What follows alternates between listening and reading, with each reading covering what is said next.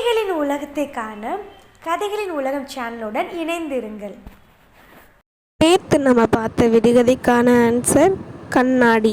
இன்னைக்கான விடுகதை, அடர்ந்த காட்டில் ஒரு அடி பாதை, அது என்ன?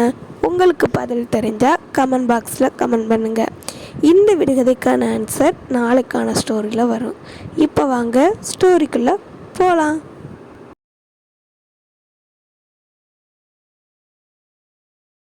கிராமத்தில் பொற்கொள்ளன் ஒருத்தவன் தன்னோட மகளோட வாழ்ந்து வந்தான். அதே கிராமத்தில் ஒரு சேட்டு இளைஞன் ஒருத்தவன் வாழ்ந்து வந்தான். அவனுக்கு அந்த பொற்கொள்ளனோட மகளை ரொம்ப பிடிச்சிருந்துச்சு. அவளை எப்படியாவது திருமணம் செஞ்சுக்கிறேன்னு நினச்சான். போய் பொற்கொள்ளன்ட்ட தன்னோட மகளை தனக்கு கட்டி வைக்கிறதுக்காக கேட்டான். ஆனால் பொற்கொள்ளன் அவனுக்கு கட்டி வைக்க மறுத்துட்டான். இப்படியே கொஞ்ச நாட்கள் போச்சு. ஒவ்வொரு நாட்களும் அவன் போய் மகளை கட்டி வைக்கிறதுக்காக கேட்பான். பொற்கொள்ளன் மறுத்துருவான். ஏன்னா பொற்கொள்ளனோட மகளுக்கு இந்த சேட்டு இளைஞனை பிடிக்கவே இல்லை. இப்படியே வெகு நாட்களாக நடந்துகிட்டே இருந்துச்சு. அந்த ஊரில் தொழில்களும் முடங்க ஆரம்பிச்சுது. பொருளாதார வீழ்ச்சினால பொற்கொள்ளனோட வியாபாரம் எல்லாமே விழுந்து போச்சு. அப்போ அவன் அந்த சேட்டு இளைஞன்கிட்ட போய் கடன் வாங்க ஆரம்பித்தான். அந்த சேட்டு இளைஞன் தன்னோட வருங்கால மாமனார்னு சொல்லி என்னன்னு கூட கேட்காம கடனை கொடுக்க ஆரம்பித்தான். இப்படியே கொஞ்ச நாட்கள் ஆச்சு. அந்த பொற்கொள்ளனால தன்னோட கடனை திருப்பி கொடுக்க முடியல.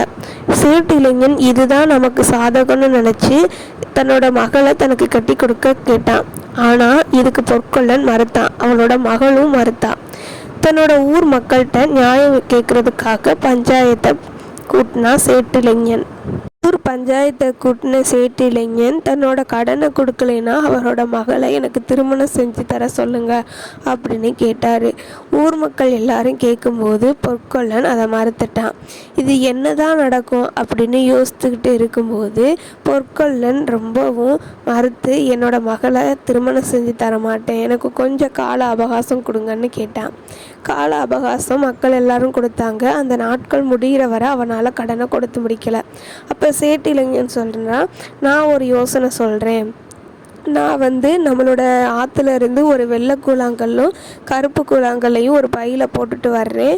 அதிலிருந்து பொற்கொள்ளனோட மகன் ஒரு கல்லை எடுக்கட்டும். வெள்ளைக்கல்லை எடுத்தாள்னா நான் அவனோட கடனை ரத்து செஞ்சுட்டு நான் போயிடுறேன். கருப்பு கல்லை எடுத்தாள்னா அவள் கண்டிப்பாக என்னை திருமணம் செஞ்சுக்கிட்டே ஆகணும் அப்படின்னு ஒரு யோசனையை சொல்கிறான். இதை எல்லா மக்களும் ஏற்றுக்கிறாங்க. பொற்கொள்ளனோட மகளும் ஏற்றுக்கிறா. ஆனால் அவனுக்கு என்ன பண்ணணுமே தெரில. ஏன்னா அவளுக்கு அந்த சேட்டு இளைஞனை பிடிக்கவே இல்லை. அவள் ரொம்பவும் வருத்தத்தோடு அழுதுகிட்டே இருக்கா. அந்த நாளும் வருது. சேட்டு இளைஞன் தந்திரமாக 2 கருப்பு கற்களை உள்ளாக்க போட்டு எதை எடுத்தாலும் அவளை நம்ம திருமணம் செஞ்சுக்கிறணும் அப்படின்னு சொல்லிட்டு யோசிக்கிறான். அவன் போய் அந்த ஆற்றுலேருந்து 2 கூழாங்கற்களும் கருப்பாகவே எடுத்து அந்த பைக்குள்ளே போட்டுட்டு போகிறான். எப்படியும் வெற்றி நமக்கு தான், எப்படியும் அவளை திருமணம் பண்ணிக்கலாம் அப்படின்னு சொல்லிட்டு யோசிச்சுட்டு போகிறான். அப்போ இதை எல்லாத்தையும் பொற்கொள்ளனோட மகளோட ஃப்ரெண்டு ஒருத்தவன் பார்த்துட்றான். அந்த சிறுவன் போய் இந்த விஷயத்த பொற்கொள்ளன்ட்டையும் அவங்க மகள்கிட்டையும் சொல்கிறான். இப்போ என்ன பண்ணுறதுன்னு இவங்களுக்கு தெரியலை. எப்படியும் கருப்பு கல் தான் வரும், கண்டிப்பாக அவனுக்கு திருமணம் செஞ்சே ஆகணும் அப்படின்னு 2 பேரும் என்ன பண்ணலான்னு நைட்டு ஃபுல்லாக யோசித்து தூங்காமல் என்ன பண்ணுறதுமே தெரியல. அடுத்த நாள் விடியுது. பஞ்சாயத்தெல்லாம் கூடுது. அந்த இளைஞன் பையில் 2 கருப்பு கல்லோட நிற்கிறான்.